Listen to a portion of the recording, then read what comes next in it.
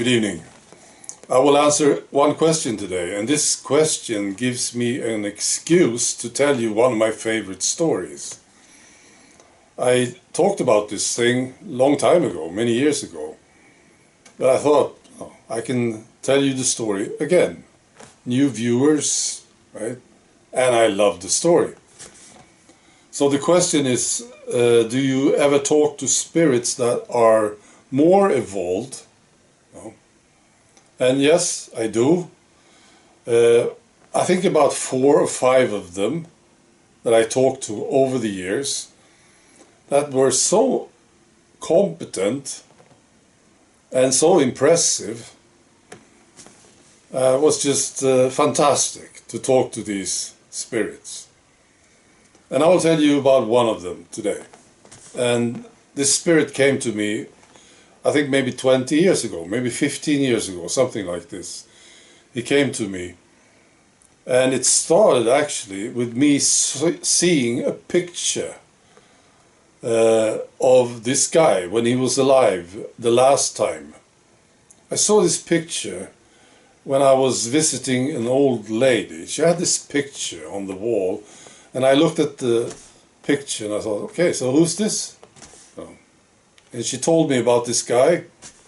I never heard of him, right? And then she gave me a brochure about this guy. This guy lived in the 1950s in Germany. His name, I'll tell you the name, Bruno Gröning. That was his name, Bruno Gröning, right? So I got that brochure and brought it back with me, and I couldn't throw it away for some reason. Usually I would just throw it away, right? But I didn't. And I actually put it up on the wall. I never do this. That's what I did. And a few years later, I think it was about 2 years later, this spirit came to me. And I didn't realize that this was him at the time. But I did later. I understood. It was this guy. So anyway, so this spirit came to me and he brought me to a building. And there were no windows, no doors. It was grey and black and sort of humid. Bad place, really. And I understood this was the trap. And I could see people being trapped in the building. I saw a lot of stuff there. And I got it. My job was to find my way out. I saw, for instance, these people having a party. And there were lights. And there was some sort of a competition going on, They wanted to impress each other with nice clothes and cars and stuff. And they were dancing and they had drinks. So they were in the trap having a party, And of course I wasn't interested in them at all.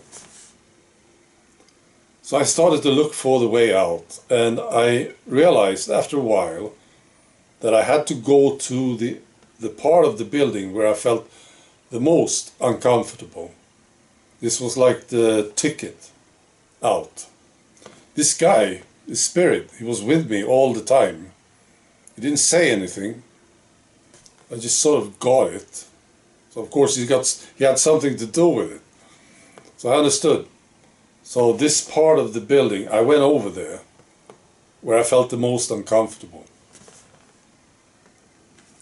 And then I found a path going down. And I had this sort of panic inside me as I was getting further down. It was very, very dark. But that was not a problem. It was something else, see? And I was about to face something. I knew it. So I came to this sort of hall, and there were people there, and they were acting out a scene. They didn't make any sound. They were just acting in the way they moved. And I was standing there, fascinated by this. And then I realized that they were acting out something from my life. That was very embarrassing to me. And my job was to stay there and watch this thing. So that's what I did. And you know, they finished and then they started over again. And then they did the whole thing over again, you know. And it was very hard for me to do this, to see this. Eventually, I got this sort of relief from it, and I started to relax from it. And when I was totally fine with what they were doing, they stopped. And then I moved on, and I came to stairs going down. And we went down for a long time. He was with me, this spirit. Went down, it was all dark, and I didn't feel good at all. I knew that I had to keep going. Eventually I got to this room. There was no way out, except the stairs going up. There was a water tank. And I sat down next to the water tank, with my feet in the water. And then a lady came into the room and sat in front of me. Beautiful lady. Sort of a bit older, maybe 50, 55 years old. Very classy lady. Not with the clothes, you know, she was just very classy. And she started to talk to me telepathically. And she asked me to face something. She told me what to face, see? And I thought, that's not a big deal. I don't have a problem with this, you know? And she said, yeah, you go on, face this thing. So I started to face it, really look at it. And I started to feel terrible after a while. And then I understood this was the biggest fear of my existence. I was terrified of this. Very surprised I was, but this was it. You know. And I always been cool about this, you know, in the past, thinking, oh, this is not the problem to me, this thing. I'll tell you what it is. It's about being alone. You know? I thought that was not a problem to me at all. But as I was facing it, really, I realized, you know, this was the big one. So, and I did go on with this, facing it, took some time, and then eventually I had this huge relief. And she left, the lady. And then I looked around and I saw there was some light coming in. So I moved over there and I found a tunnel. I started to move into the tunnel and it got brighter. And we were walking up. Right? And the spirit was with me all the time. So we were moving up. And got brighter and brighter, and then I came to a wall, concrete wall, and there was no way out. And then I got this idea that I should push on the wall, which I did. I started to push on it, and it gave away, and I got out of there.